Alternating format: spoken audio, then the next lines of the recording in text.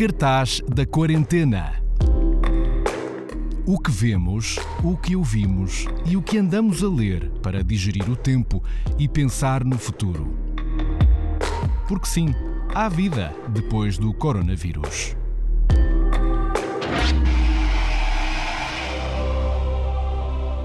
Olá, está aberto o cartaz da quarentena. O meu nome é Hugo Manuel Correia e hoje volto a desafiar alguém especial a partilhar as suas reflexões e escolhas para viver melhor estes dias de luta silenciosa contra o coronavírus. Jornalista, escritor, foi professor universitário, com quem tive o prazer e a honra de ser aluno numa disciplina de jornalismo comparado. Mas isso foi numa outra vida. Já lá vão mais de 18 anos. Estou a falar-vos de Richard Zimler, americano, naturalizado português e casado há 10 anos com o cientista e deputado Alexandre Quintanilha. É ele que nos abre hoje o seu cartaz da quarentena. Richard, antes de mais, muito obrigado pela gentileza de ter aceito este convite para conversarmos um bocadinho sobre estes tempos, mas sobretudo partilharmos estas sugestões que poderão ser muito úteis para viver dentro de casa, mas libertando a imaginação. E aqui a primeira pergunta que te quero colocar antes de mais é como estás e como tem sido viver dentro de casa estes tempos de recolhimento? Ok, muito boa tarde. Agradeço-lhe imenso este convite. Como é que eu estou a viver esta crise? Estamos em casa 99% do tempo, como toda a gente. De vez em quando, uma vez por dia, talvez a gente sai da casa, eu e o Alexandre, para fazer compras num supermercado de coisas básicas. Eu faço os nossos jantares, o almoço normalmente é uma coisa muito simples, fruta, uma sanduíche qualquer. Eu estou habituado a passar a minha vida em casa. Então, porque sou escritor, eu passo os dias em frente ao meu computador a criar um mundo paralelo, um universo paralelo. Por isso, possivelmente para mim, isto custa menos, porque muitas outras pessoas passam a vida fora da casa, num escritório, ao ar livre, e gostam de ter reuniões com outras pessoas e têm uma vida social ativa. Eu não tenho uma vida social. Então, para mim, confesso que, embora evidentemente seja muito perturbador ter que manter a nossa distância das outras pessoas e ver as estatísticas sobre as pessoas que estão a morrer, obviamente eu fico muito perturbado, mas o meu dia-a-dia não muda tanto. Então eu leio, eu escrevo, ouço música, faço bolos, faço um bocadinho de crochê. Quer dizer, a minha vida é igual à vida dos outros. Mas estas mudanças, esta percepção da ameaça do vírus, começaste a perceber-te dela mal as primeiras notícias saíram? Não, por acaso, durante esta fase inicial eu estive na Inglaterra para fazer uma sessão no Festival Literário da cidade de Leeds. Então, daí eu comecei a perceber, lendo as notícias da Espanha e da Itália, evidentemente, que mais tarde ou mais chegava à Inglaterra e que Portugal também estava a enfrentar uma crise. Eu comecei a lavar as mãos 25 vezes por dia, comprei álcool para usar quando não era possível lavar as mãos e tive muito cuidado a não tocar nas outras pessoas e quando voltámos para Portugal voltámos diretamente para Lisboa. Por isso estamos em casa em Lisboa e não em nossa casa mais permanente que está no Porto. Porque passados alguns dias nós percebemos de que não devíamos voltar para o Porto porque as viagens não absolutamente necessárias começavam a ser desencorajadas. Era um risco que não valia a pena correr, não é? Eu acho que temos que todos ter essa perspectiva que, a não ser que seja uma atividade essencial, é para evitar. Nós podemos proteger-nos uns aos outros ficando em casa e fazendo uma vida muito limitada. nada e não me custa grande coisa. Eu acho que 99% das pessoas em Portugal percebem isso perfeitamente. É uma coisa intuitiva, faz sentido e poucas pessoas estão realmente a infringir, se quiser, as regras do jogo. A partir do momento que a Organização Mundial de Saúde declara a pandemia, como é que também vocês foram acompanhando a situação nos Estados Unidos? Sei que vocês tinham uma amiga que estava desde janeiro com sintomas estranhos, que poderiam até indicar uma gripe, não se sabia ainda muito bem qual seria a causa, mas sempre se soube se seria ou não Covid-19 nesse caso? E no caso da nossa amiga, pois, ela ficou doente em Paris, nós fomos ter com ela em Paris, passámos 4 dias juntos, por isso eu fiquei um bocado preocupado. Ela já estava doente nessa altura, com dores na garganta, com uma fraqueza, estava muito fraca. E quando ela voltou para os Estados Unidos, ela continuava doente e finalmente ela fez o teste.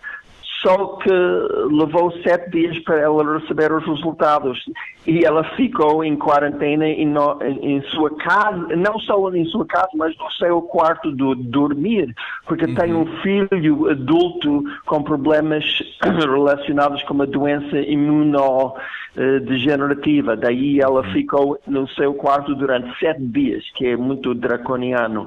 Bom, conclusão, o teste revelou que ela não tem, felizmente não tem o vírus, mas tem qualquer coisa, uma bronquite terrível, não sei. Por isso, o recolhimento também terá feito bem, né? Pelo menos quanto mais não seja, permitiu recuperar um bocadinho melhor e não estar vulnerável a ser contagiada. Mas é muito perturbador que leva 7 dias para receber os resultados do exame. Obviamente, neste momento, com uma crise aguda, nós precisamos dos resultados dentro de 24 ou no máximo 48 horas.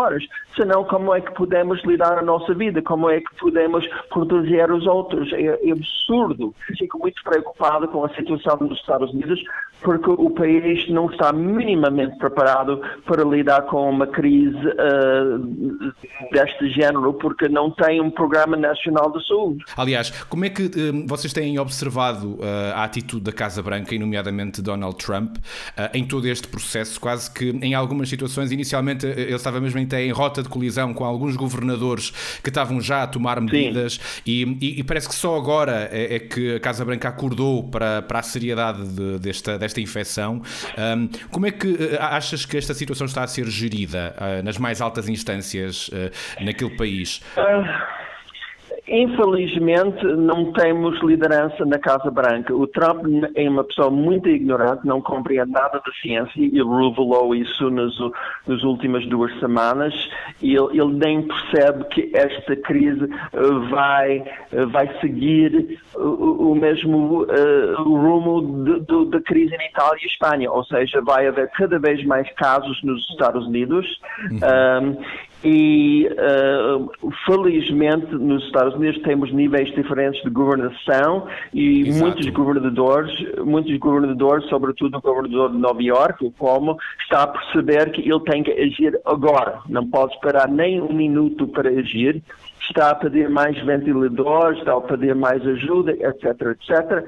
Só que sem uma liderança adequada na Casa Branca, isto vai ser muito mais difícil, porque só o governo federal pode organizar um transversal, um plano nacional abrangente. E tem que ser um plano nacional porque, evidentemente, os Estados americanos não têm fronteiras. Quem vive em Nova York pode facilmente ir a Nova Jersey ou Connecticut. Quem está a viver na Califórnia pode ir a Nevada ou Montana ou Oregon. Quer dizer, sem essas fronteiras é impossível organizar um plano. Exatamente. Exato. E por isso eu estou particularmente preocupado com os Estados Unidos quando este vírus, por exemplo, chegar Há Texas, grandes cidades como Houston ou Dallas, eu não faço a mais pequena ideia o que vai acontecer, porque o governador lá é como o Trump, está a negar a seriedade,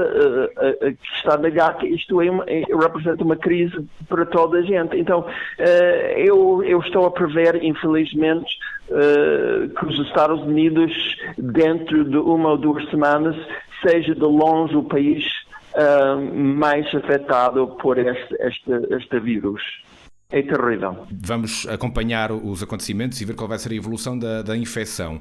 Mas será que esta crise vai contribuir para o povo norte-americano repensar o seu Serviço Nacional de Saúde com todas as suas fragilidades? Aliás, não é um Serviço Nacional de Saúde que possa ser comparável ao nosso, é sobretudo privado. E será que isto poderá ter impacto na possível não reeleição de Donald Trump? Sim, tudo é possível. Eu gostaria de pensar que é isso que vai acontecer, que ele não vai ser eleito e que finalmente os americanos vão perceber a necessidade de ter um programa nacional de saúde. Mas a história, as pessoas, eu já tenho 64 anos, eu já não acredito que as pessoas aprendam da história. Houve um pandémico nos Estados Unidos em 1918, a gripe espanhola, e muitos milhões de pessoas morreram. E depois disso não havia um programa, eles não conseguiram passar um programa nacional de saúde. A Segunda Guerra Mundial, 600 mil soldados mortos. Mas depois disso, os Estados Unidos começou a guerra na Coreia e depois a guerra no Vietnã. 2 milhões de vietnamitas morreram na guerra no Vietnã. Quer dizer, as pessoas não aprendem. A estupidez é ilimitada no nosso mundo, infelizmente. Aliás, já diria Albert Einstein, é uma das frases que lhe é muito atribuída. Ele dizia que sabia que a estupidez humana era infinita, como no universo, mas quanto ao universo ele tinha as suas dúvidas, não é? Mas é precisamente por isso que nós temos que contar com os nossos líderes. E nesse momento temos um grande vazio nos Estados Unidos, no Brasil, na Inglaterra, em relação à liderança. Quer dizer, temos que contar com as legislaturas para criar um programa nacional de saúde nos Estados Unidos, para ter um programa nacional de saúde no Brasil. O sistema de saúde no Brasil é fraquíssimo. Então, quando este vírus chegar às cidades tão populosas como o Rio de Janeiro, às como favelas, São Paulo, por exemplo. às favelas, o Brasil não está minimamente preparado para lidar com isto. E mesmo quando este pandémico acabar, daqui a 5 anos, ou 10 anos, ou 20 anos, vamos ter outro. Então, temos que estar preparados e os povos no Brasil, nos Estados Unidos, têm que compreender isso, senão isto vai continuar de 5 em 5 anos ou de 10 em 10 anos e vamos ter... a própria psicologia do ser humano vai mudar, porque vamos criar uma geração de jovens que tem que manter uma distância dos seus amigos. Quer dizer, pode ser o futuro do ser humano, é um futuro sem abraços, sem beijinhos, sem uma convivência íntima com outras pessoas. É terrível pensar nisso, mas é perfeitamente possível, a não ser que o ser humano mude a sua perspectiva sobre a saúde e sobre os programas nacionais. Para quem não sabe, o Richard estudou durante muito tempo uma análise comparada de religiões, estudou as diferentes religiões deste planeta. E aqui a questão que se coloca é: será que esta crise, este vírus, que não escolhe sexos, não escolhe idades, é basicamente imune a fronteiras, será que ele vai despertar, no fundo, na mente de cada um de nós, uma relação diferente também com a religião e relações ecuménicas diferentes entre as religiões? Também é uma esperança nossa que... Mas, outra vez, eu não sei se os líderes religiosos aprendem da história, porque houve uma Inquisição em Portugal, não é? E perseguição religiosa em todos os países europeus. E não aprendemos, ainda temos uma falta de tolerância no nosso mundo. Então, eu outra vez sou muito pessimista em relação a uma aprendizagem, a capacidade do ser humano de adaptar-se às novas situações e de realmente mudar a sua psicologia básica, porque isto exige uma mudança significativa e profunda na psicologia do ser humano. Estamos preparados a fazer isso? Eu duvido muito. Eu pensava que, por exemplo, depois do pandêmico de SIDA, que toda a gente mudava a relação com os mais frágeis. E em certas pessoas, em certos sítios aconteceu, mas em outros nem pensar. Claro. Então, eu duvido muito neste momento, infelizmente, eu tenho grandes dúvidas em relação ao ser humano e em relação à sua capacidade de mudar significativamente para melhor enfrentar crises como esta. Estás um bocadinho pessimista. Estou muito pessimista porque eu tenho 64 anos, há sempre guerras, estas guerras no Médio Oriente, que não servem para nada. Alguém que aprende a história, que aprendeu de guerra americana em Vietnã, nunca teria feito uma guerra em Iraque ou Afeganistão. Mas o Bush e o Durão Barroso e o Tony Blair entravam em Iraque pensando que a guerra ia acabar em 3 semanas. Eu lembro-me muito bem de Bush declarar que daqui a 3 semanas tudo vai acabar. Agora ainda não acabou. Uma década depois, centenas de milhares de civis iraquianos mortos. E porquê? Porque o ser humano não aprende a história. É tão simples como isso. Mas, bom, eu não sou, quer dizer, eu sou pessimista, mas acredito na possibilidade de nova geração mudar o nosso planeta. Não vai ser a minha geração, eu já tenho 64 anos, mas as pessoas com 20, 30 anos, eles podem mudar tudo e a minha esperança está com eles. Acreditas que a geração da Greta Thunberg, a ativista ambiental, pelo menos estarás mais otimista de que essa geração será capaz de facto mudar de paradigma? Eles vão crescer num mundo muito diferente do mundo em que eu cresci. O mundo em que eu cresci tinha muito menos poluição, por exemplo. Não havia um problema de plástico, não havia problemas de mudança de clima. Mas eles estão a crescer num mundo totalmente diferente, com problemas mundiais muito profundos. Então, ou eles vão agir, ou eles vão forçar os líderes a agirem, ou eles vão eleger pessoas inteligentes que acreditem na ciência, que querem enfrentar os problemas com soluções duradouras. Ou eles vão fazer isso, ou um planeta, ou o ser humano vai acabar. E talvez não seja uma tragédia o ser humano acabar. Isso, havia outras espécies que já acabaram. Então, vai haver outras espécies. Não sei. Mas é a geração da gente com 15, 25 e 35 anos que vai decidir isso.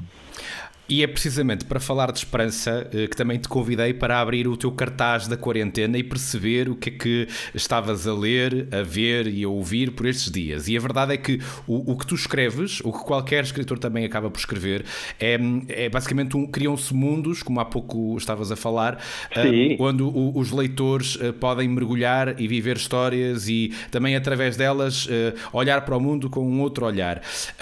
A questão que te coloco são dias inspiradores para escrever ou nem por isso? Sim, para mim é bom.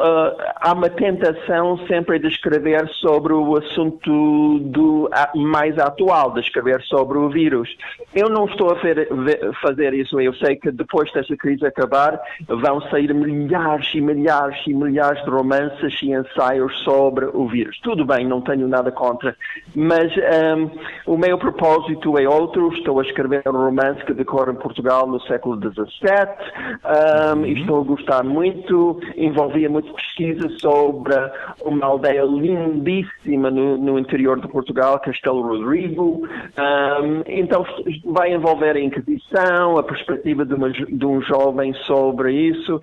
E estou a gostar muito. E curiosamente, esta crise permite-me a concentrar-me muito sobre a história e sobre os personagens. Se calhar porque não há alternativa. Claro. Mas todos os dias eu escrevo 2 ou 3 ou 4 horas por dia, e estou a gostar muito. Há menos ruído, eu diria, menos possibilidades de perder a minha concentração. E eu gosto disso. E diz-me uma coisa, do tempo que sobra da escrita, dedica-lo a fazer o quê? Que livros andas a ler? Vês séries? Vês televisão? Estou a ler um livro de poesia de um brasileiro, de Carlos Drummond de Andrade, que eu gosto muito. Não conheci a poesia dele, é uma poesia muito moderna, quase prosa, que me interessa muito. Há muito tempo eu comprei uma biografia do ator americano Tony Perkins, que era o protagonista do filme famoso do Hitchcock, Psycho. Comprei ele já leu, então eu peguei no livro só ontem para ler, vou isso.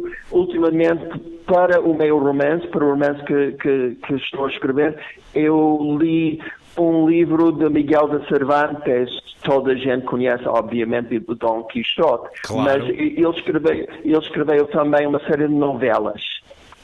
Não sei bem o título em português, mas talvez sejam novelas exemplárias, não sei. E estou a ler isso. E acabei recentemente um livro fascinante sobre a física quântica, que não é um assunto que eu domino muito bem, mas é um livro escrito para não especialistas e adorei. Chama-se The Twin Dimensions, as dimensões gemeadas, e o escritor deve ser húngaro, porque tem um nome esquisito. O apelido dele é Samozi, que é S de Saraiva, Z de Zebra, A de Adão, M de Maria, O de Ovar, S de Saraiva e I de Inês. E eu acho que é um livro fascinante para quem está interessado nestas teorias estranhas de mecanismos quânticos e partículas super esquisitas. Também ouço muito música.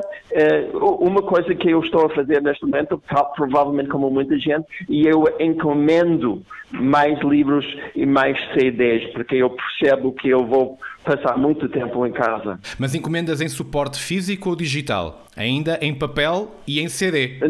Sim, em papel, sempre em papel. Eu não sou capaz de ler um livro inteiro no ecrã. Eu sou um dinossauro e não consigo.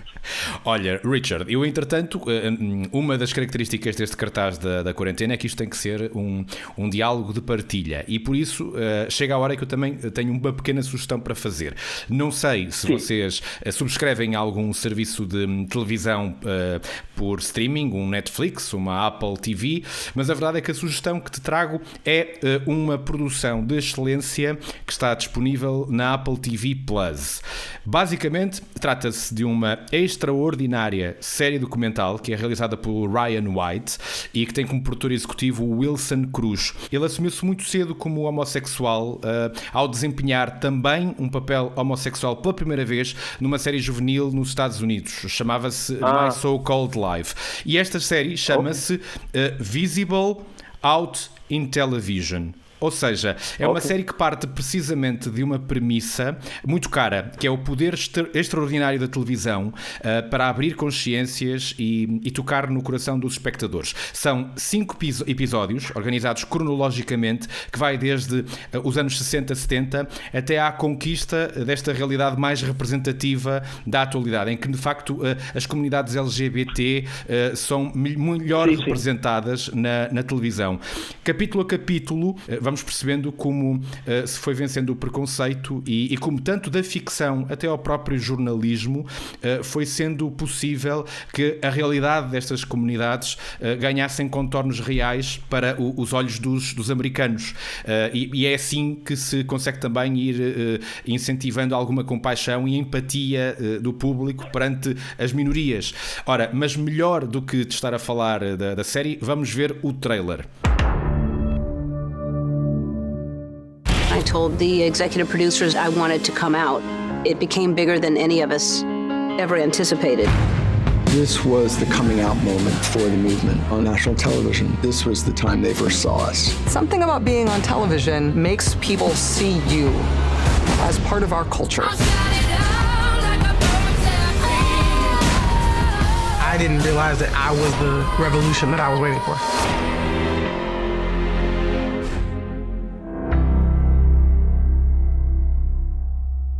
A série reúne o depoimento de autênticas referências como Anderson Cooper, o Neil Patrick Harris, a própria Ellen DeGeneres e Wilson Cruz, a Wanda Sykes e até a Oprah Winfrey, que participa como entrevistada, sendo que ela foi sempre uma grande defensora dos direitos LGBT. Ora, grande parte desta história conhece-la bem, Richard, até das vivências que tiveste nos Estados Unidos, ainda antes de vir para Portugal, mas é sempre bom fazer este exercício de memória para recordar o papel de quem nos permitiu chegar até aqui no que toca à conquista de direitos cívicos. Dito isto, perfeito. Quero agradecer a tua disponibilidade por teres participado em mais esta conversa. Espero que tenhas gostado da dica. Fica bem, fique em segurança e, entretanto, quanto a vocês que estão em casa e que estão a acompanhar a gravação, fiquem em casa, mantenham-se seguros. O Cartaz da Quarentena regressa em breve com mais sugestões para soltar a imaginação sem sair de casa. Obrigado, Richard. Um grande abraço. Obrigado, Hugo. Um grande abraço. Tchau, tchau, tchau. Cartaz da Quarentena. O que vemos, o que ouvimos e o que andamos a ler para digerir o tempo e pensar no futuro. Porque sim, há vida depois do coronavírus.